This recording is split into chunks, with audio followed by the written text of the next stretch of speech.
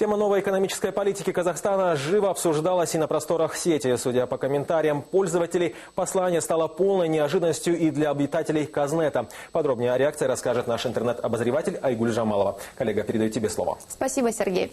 Реакция на новое послание была неоднозначной. К примеру, на информационных сайтах и порталах к материалам по данной теме отнеслись очень даже положительно. Людей нисколько не смутило запланированное выделение огромных сумм на экономические и социальные проекты.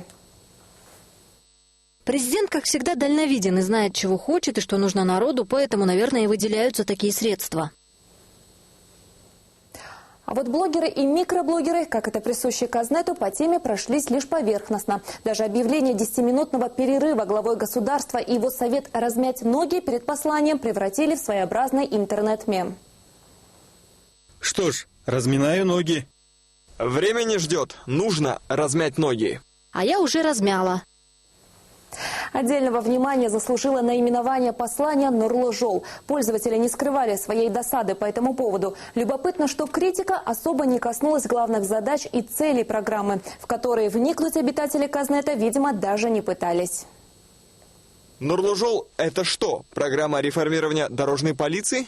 Все правильно. Это реформирование жолпола, включая проведение мероприятий под названием «Жолаяк» и «Жолболсын». А кто-то и вовсе сообщил о намерении назвать сына Нурлы-жол. Увы, каких-то более подробных материалов, статей и постов на эту тему еще не было. Возможно, они появятся на блог-платформах в ближайшие дни. Это пока вся информация, которой я владею на данный час. Сергей? Спасибо, Айгуль.